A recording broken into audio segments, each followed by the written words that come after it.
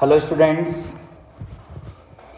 तो स्टूडेंट्स अब हम आज डिस्कस करेंगे ऑर्गेनिक केमिस्ट्री, क्योंकि कई सारे स्टूडेंट्स की रिक्वेस्ट आ रही थी कि सर ऑर्गेनिक केमिस्ट्री का भी कुछ ना कुछ आप ऐड कीजिए।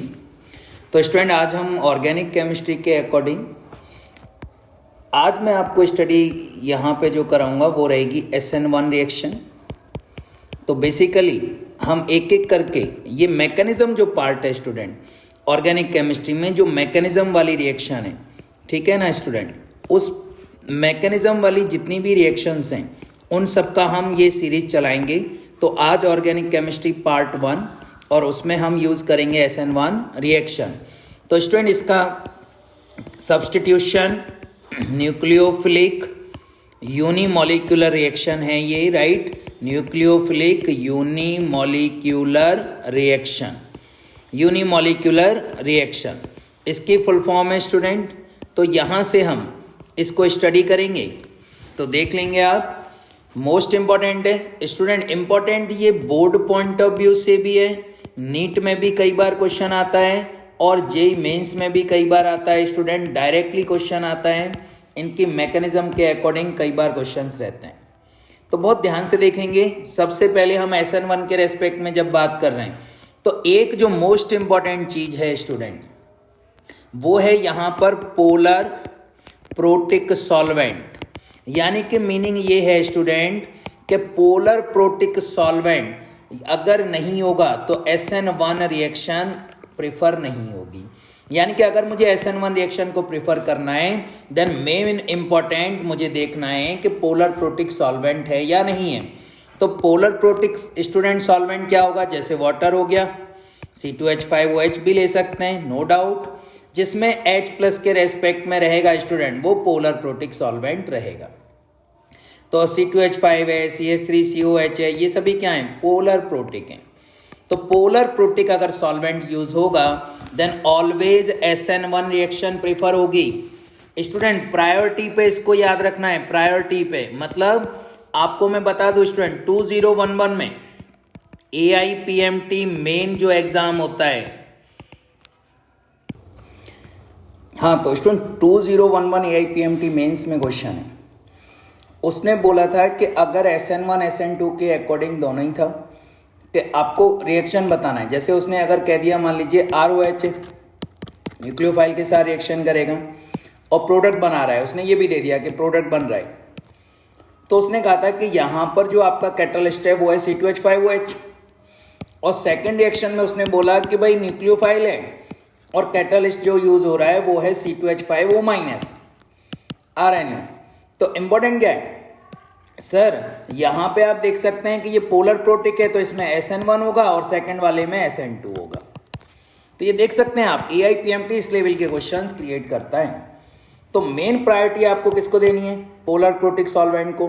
भले ही आपका प्रोडक्ट सेम फॉर्म हो रहा है बट प्रायोरिटी किसकी रहेगी, पोलर प्रोटिक सॉल्वेंट की। आप देख लेना 2011 AIPMT मेन का क्वेश्चन है, तो हमें इसको प्रायोरिटी पे लेके चलना है। अब हम आगे चलते हैं स्टूडेंट। SN1 रिएक्शन की जब आप बात कर रहे हैं तो स्टूडेंट यहां पर मैं बात कर रहा हूं किसकी, न्यूक्लियोफाइल की, यानी कि नाम ही है सर कि न्यूक्लियोफाइल डिपेंडेंट है।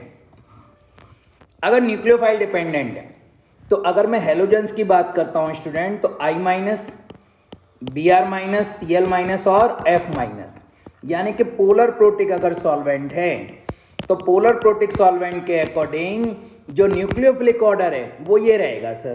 क्लियर और नॉट, बिल्कुल क्लियर है सर, ये न्यूक्लियोफिलिक ऑर्डर रहेगा, यानी I- act as a nucleophile, कोई डाउट नहीं है सर।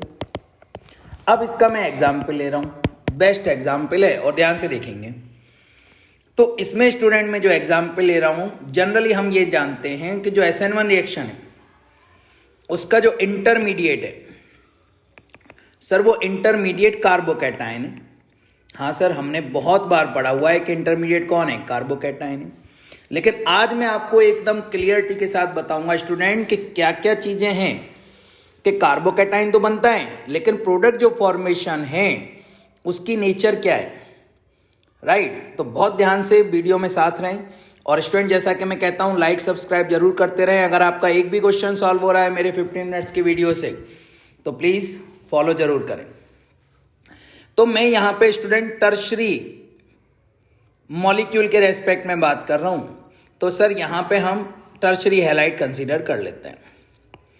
ठीक है, टर्शरी हैलाइड के अकॉर्डिंग मैं यहाँ पर एग्जाम्पल ले रहा हूँ। तो टर्शरी हैलाइड के अकॉर्डिंग सर हम एग्जाम्पल ले लेते हैं। मान लीजिए मैं आपका एग्जाम्पल यहाँ कंसीडर कर लेता हूँ सर CH3CCH3Cl, राइट। और सर मैं यहाँ पे न्यूक्लियोफाइल अटैक करा रहा हूँ, स्ट्रॉन्ग न्यूक्लियोफाइल होगा no doubt. Sir NU minus ले लेते हैं, NU माइनस ले लेते हैं, कोई भी न्यूक्लियोफाइल है। और ज़्यादा है सर तो मैं यहाँ पे OH माइनस ले लेता हूँ। ठीक है, और सर यहाँ पे क्या है, पोलर प्रोटिक सॉल्वेंट ले लेते हैं स्टूडेंट, कोई भी कंसीडर कर लीजिए आप, नॉट नेसेसरी कि कोई भी हो। सर एक्वस मीडियम ही ले लेता हूँ, पोलर प्रोटिक है, राइट। और सर यहाँ प्रोडक्ट जो बनेगा वो बनेगा OH CH3 CH3 CH3। ये तो रिएक्शन हुई, ये तो क्या है, रिएक्शन है। अब मैं यहाँ पर मैकेनिज्म के अकॉर्डिंग बात करूंगा स्टूडेंट, और बहुत ध्यान से देखेंगे आप, क्योंकि सर इंपॉर्टेंट यहीं पर है। मैकेनिज्म से ही MCQ क्रिएट होते हैं सर, नीट JEE और बोर्ड में भी। तो मैकेनिज्म में स्टूडेंट मैंने सबसे बात की कि भाई सबसे पहले हम यहाँ पे एक टर्शरी हैलाइड कंसीडर करेंगे। आपने कहा बिल्कुल सही है सर। Cl के साथ क्या बनेगा, तो सर ये स्लो स्टेप है सर, इसको रेट डिटर्मिनेटिंग स्टेप भी कहते हैं। क्वेश्चन आया सर स्लो स्टेप क्यों है, स्लो क्यों है। तो स्टूडेंट मैंने आपको बताया हुआ है कई बार, आपको नहीं पता तो ध्यान रखेंगे कि कोवेलेंट बॉन्ड का जब क्लीवेज होता है तो वो स्लोली क्लीवेज होता है, फास्ट क्लीवेज नहीं होगा। यानी कि फास्ट रिएक्शन कौन सी होगी स्टूडेंट, जिसमें आयनिक रिएक्शन होगी, यानी पॉजिटिव नेगेटिव जब भी अट्रैक्ट होंगे फास्टली अट्रैक्ट होते हैं, राइट। जबकि कोवेलेंट बॉन्ड के अकॉर्डिंग जो अट्रैक्शन होगा वो क्या होगा, कम होगा। और जब क्या होगा, बॉन्ड ब्रेक भी होगा तो वो भी स्लो के रहेगा, स्लोली बॉन्ड क्लीवेज होगा, एकदम से बॉन्ड क्लीवेज नहीं होता। तो इसलिए सर ये स्लो स्टेप है, रेट डिटर्मिनेटिंग स्टेप है।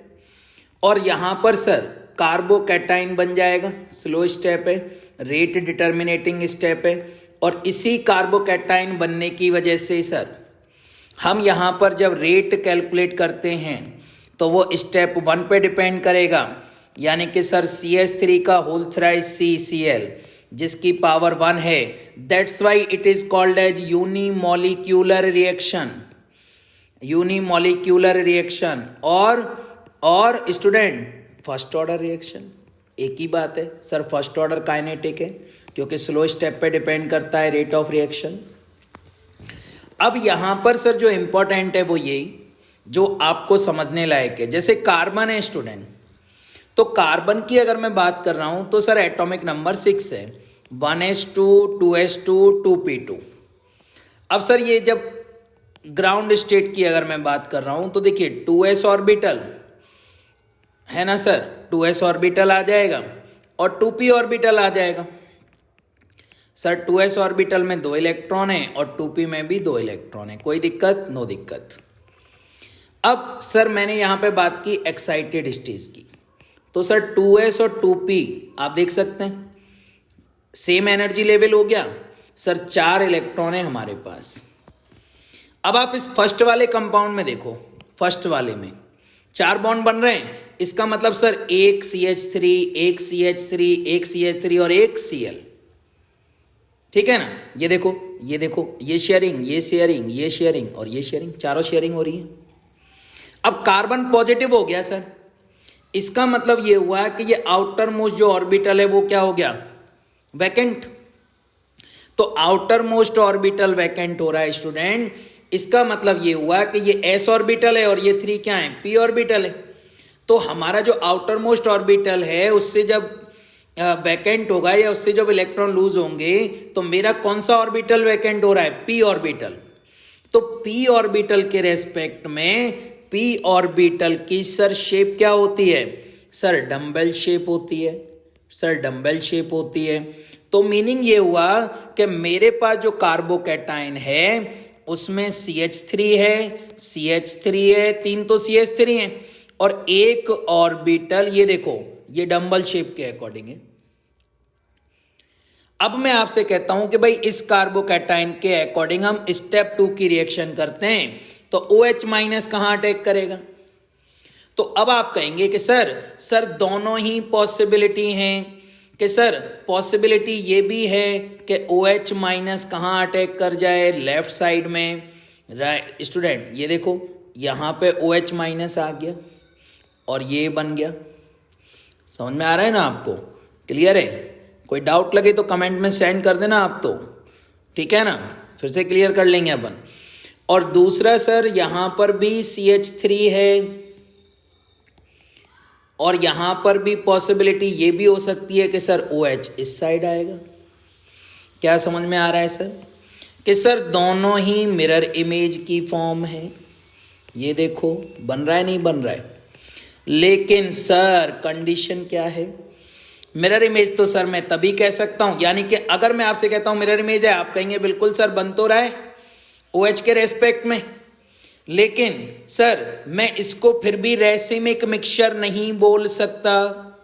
सर रेसिमिक मिक्सचर नहीं बोल सकता, नॉट पॉसिबल। क्यों? क्योंकि सर जो सेंट्रल कार्बन है वो कायरल नहीं है, कायरल नहीं है, एकायरल है। क्यों? क्योंकि कार्बन पे चारों ग्रुप डिफरेंट नहीं है। अब जब चारों ग्रुप डिफरेंट नहीं है तो स्टूडेंट, लेकिन मिरर इमेज तो है, तो इसीलिए सर हम इसको कहेंगे partially racemic mixture. This is the important thing. और सर पार्शियली रेसिमिक मिक्सचर होने की वजह से यहां पर क्या हो रहा है, दो प्रोडक्ट फॉर्म हो रहे हैं, ठीक है ना। और स्टूडेंट खास बात एक और है, एक और क्या है कि सर इस रिएक्शन को हम नॉन स्टीरियो स्पेसिफिक रिएक्शन कहते हैं। नॉन स्टीरियो स्पेसिफिक रिएक्शन है। पूछ लेता है SN1 रिएक्शन की नेचर बताइए, नॉन स्टीरियो स्पेसिफिक है। सर पार्शियली रेसिमिक में बनता है मिक्सचर जब मेरे पास क्या है, टर्शरी कार्बोकैटायन। तो ये इसमें देख सकते हैं आप, कई सारे MCQ मिल रहे हैं आपको। SN1 क्यों है? स्लो स्टेप की वजह से है। कार्बोकैटायन बन रहा है सर, इसमें दो प्रोडक्ट बन रहे हैं। क्यों? बिकॉज ऑफ, ये समझ में आ गया आपको, डंबल शेप के अकॉर्डिंग और partially racemic mixture. Clear student? Now thank you student. और नेक्स्ट हम कल नेक्स्ट SN2 की बात करेंगे, फिर दोनों के कंपैरिजन की भी बात करेंगे। तो अभी ऑर्गेनिक केमिस्ट्री की सीरीज चलाएंगे, राइट? Okay, thank you.